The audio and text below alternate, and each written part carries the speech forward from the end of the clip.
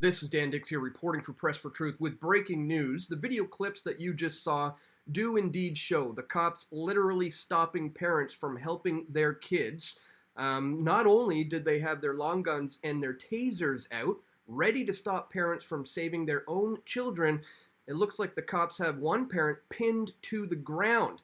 And we have the full 6-minute video here. As always, guys, I'll link to all of this in the description below, but it's all now starting to come out. New video shows police did absolutely nothing to stop the Uvalde shooter. Distressed video shows parents begging cops to stop the Texas school shooter, and witnesses and videos now suggesting stunning inaction from Uvalde cops during the school shooting. And it's not just inaction that we have to look at here, guys. There's all sorts of problems, there's all sorts of inconsistencies and issues that are arising from this that we're going to look at today, such as this. This is a very chilling account from a 4th grader who survived the attack. He was hiding under a table that happened to have a tablecloth, and he says when the cops came, the cop yelled, "If you need help, yell help." So one of the kids in the class said help, and then the guy came over and shot her. What police officer in his right mind would think that this is a good idea? Also, guys, the shop where the Texas gunman allegedly purchased the firearms to carry out this shooting, yeah, the employees say no one can remember a transaction with Ramos in the weeks leading up to the shooting. And it's not a big store. There's only a few employees, and none of them recall doing this transaction. So indeed, where did the guns come from? Texas officials are now launching an official investigation into the police response to the school shooting. Conflicting statements over the gunfight with the shooter and videos that show parents being held down by cops outside while kids were trapped with the gunman. And remarkably, guys, this is quite unbelievable. Chilling images show students at Salvador Ramos's high school pretending to be dead during an active shooter drill. Haunting images show students pretending to be dead during a recent active shooter drill at the Texas Mass Murderers High School conducted by the cop husband of one of the slain teachers. I mean, you can't make this stuff up. It's absolutely unbelievable. So we're going to cover all of this in this video and much, much more, guys. But before we do, very quickly, I'd ask that you check me out here at pressfortruth.ca/donate. If you appreciate my efforts to bring you this information, you could do PayPal, you could do Bitcoin, you could do other cryptocurrencies, you could join me on Subscribestar, and you could sign up for a monthly recurring contribution right here that goes directly to me. You can do an e-transfer to Dan at pressfortruth.ca, or you can keep things old school by sending cash checks or equipment to my P.O. box, guys. Links are all located in the description below for all of this. Thank you to anybody who does contribute to my efforts to bring you this information. All right, we're going to start with this, guys. Look at what Barack Obama had to say about this. Check this out. He says, as we grieve the children of Uvalde today, we should take time to recognize that 2 years have passed since the murder of George Floyd under the knee of a police. What? Yeah, some kids died, but you know what? Let's take this time to remember George Floyd and all the riots that were sparked as a result of that. It's just absolutely insane. I just wanted to show you that he said that. But anyways, let's jump into it, guys. We're going to take a look at this article here. Go in there, they said. Distraught parents begged Texas cop to enter the school as the gunman inside was up there for up to an hour. Ladies and gentlemen, Texas law enforcement officials ignored pleas from distraught parents as a gunman was left alone for up to an hour at a Texas elementary school, killing 19 children and 2 teachers before Border Patrol agents charged into the school and killed the suspect. Go in there, a woman shouted at the police soon after the attack began, according to neighbor Juan Carranza, who told the Associated Press about the parents' efforts to get the police to confront the shooter. Carranza said the officers did not go in. Minutes earlier, he had just watched Salvador Ramos crash his truck into a ditch outside the school, grab his AR-15 styled semi-automatic rifle, and he shot at 2 people outside at a nearby funeral home who ran away uninjured. So officials say he encountered a school district security officer outside the school, though there were conflicting reports from authorities on whether the men exchanged gunfire. After running inside, he fired on 2 arriving Uvalde police officers who were outside the building, said Texas Department of Public Safety spokesperson. One parent, Cavares, whose 4th grade daughter was killed in the attack, said he raced to the school when he heard about the shooting, only to find that the police were just simply not moving in. Let's just rush in because the cops aren't doing anything like they're supposed to, he added.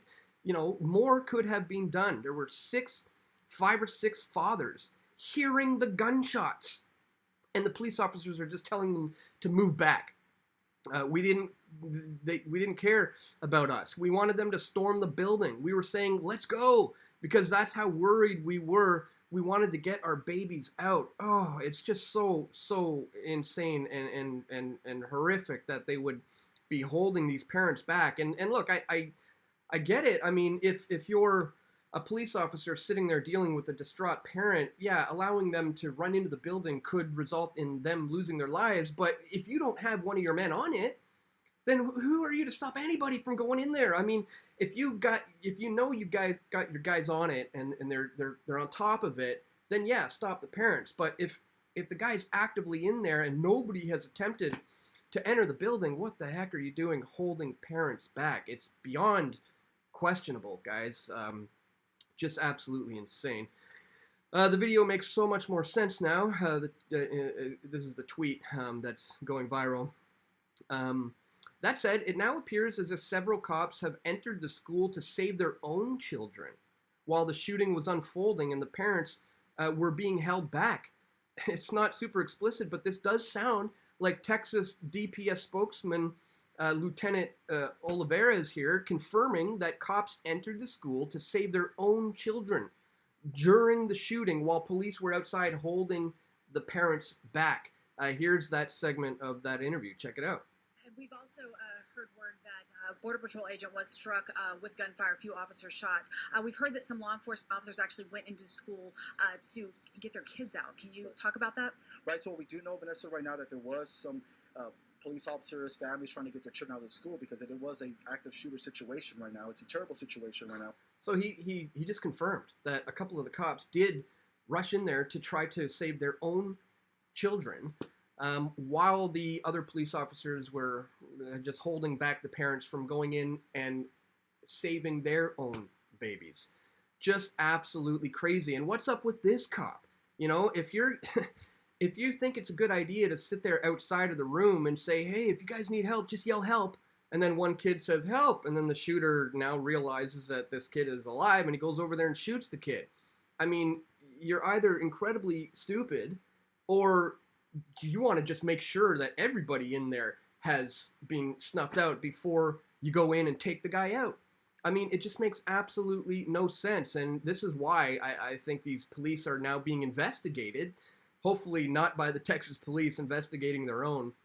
But this also needs to be looked into. I mean, the gun shop owners are saying, hello, we didn't sell this guy the gun, or at least they say no one could remember. It says here, the Texas gun store where Salvador Ramos bought the weapons he used in Tuesday's elementary school massacre is cooperating with authorities as they investigate the attack. The general manager of Oasis Outback, a hunting store paired with a restaurant that's located about 3 miles from Robb Elementary School, confirmed that it's speaking with police, though he declined to name himself. An Oasis Outback employee who declined to be named also told the Daily Beast no one could remember a transaction with Ramos in the weeks leading up to the shooting. And when they say no one can remember, that means it didn't happen. They have no recollection of it happening because it didn't happen. It's not a large store. There's not a lot of employees here. We're all in shock, they said, according to Texas State Senator John Whitmire, who was briefed by the police. Ramos had bought 2 AR platform rifles shortly after his 18th birthday, including a Daniel Defense rifle that was found at the school. And this is interesting, guys, because the Daniel defense, a DD, goes for over $2,000 US. And we know that the kids were bullying him for being poor. We know that he, was having an argument with his grandmother that morning about a cell phone bill before he shot her. So how is this kid coming up with the cash to get himself a DD rifle? Again, these are all these questions that need to be answered. And perhaps most shockingly in all of this, guys, they held a drill at the shooter's high school just a couple of months before this all went down. And one of the cops involved in the drill is the husband of one of the teachers who was killed. As I said, you can't make this stuff up, guys. Ruben Ruiz, Uvalde School District cop and husband of slain Robb Elementary School 4th grade teacher Eva Morales, held a chillingly prophetic drill on March 22nd at Uvalde High School, where gunman Salvador Ramos, 18, was a student. Our overall goal is to train every Uvalde area law enforcement officer so that we can prepare as best as possible for any situation that may arise. Okay, so they just had an active shooter drill with their police force, and they say this is going to prepare them for the best ways to handle this situation, and then they sit around letting the gunman do his rampage, blocking parents from being able to enter. This is absolute lunacy. And as I pointed out, guys, in my video yesterday, can we have a rational conversation about the Uvalde, Texas school shooting? Well, in that video, guys, I pointed out the fact that it has been revealed that the Uvalde School District was part of an AI program. They were part of an AI program that rooted out potential mass killers and monitored social media for threats and potential shooters, okay? So they're literally were monitoring with artificial intelligence programs social media of the kids there in Texas, and we're supposed to believe that they were not able to detect this kid. Well, as I said in this video, guys, it's because it's not about protecting us from people like him. It's all about protecting the powers that ought not to be from people like us, ladies and gentlemen, because really this whole thing, it comes down to the gun debate issue, and I think it's more of a health-related healthcare issue, because let's face it, evil will always find a way. You know, somebody said if he couldn't have accessed those guns, problem solved. Well, no, he would have used a knife, or he would have used explosives, or maybe he would have used a vehicle. As I said, evil will always find a way. You can continue to try to take away the thing that is being used to carry out said evil, but that's not going to stop the problem from happening. This is fundamentally a mental health issue. This is a boy that grew up essentially fatherless. So many issues in the home that need to be looked at with this particular case. Still questions are, as to whether or not he was on SSRI drugs, because time and time again, we find that these kids who are suffering from depression and things like that are on these drugs, and these do have a way of changing their moods, their thoughts, their behaviors, and even their desires.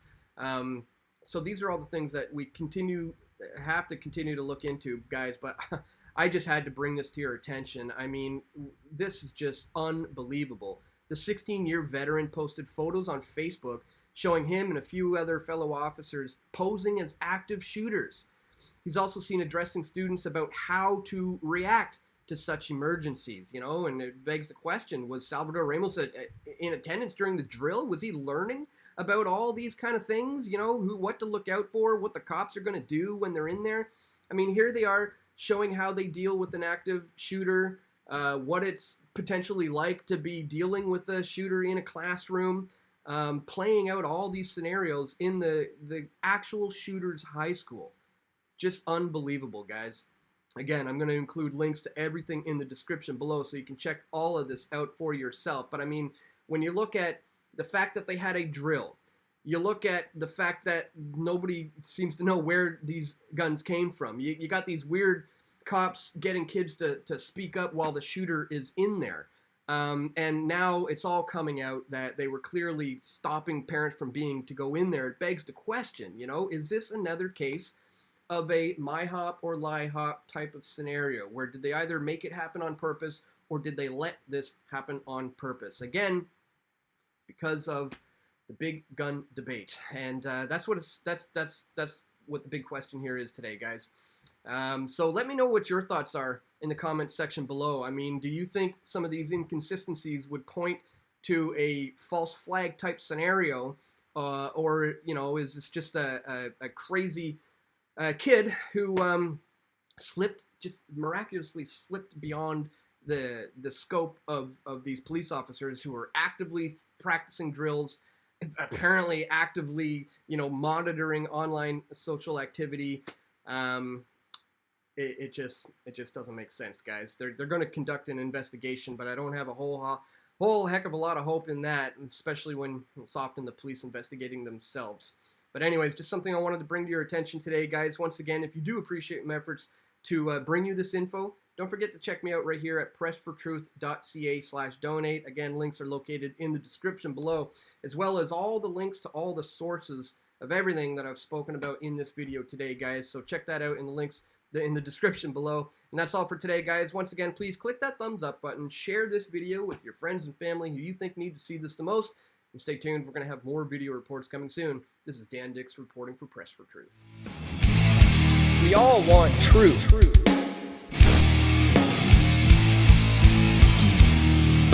The truth will set you free.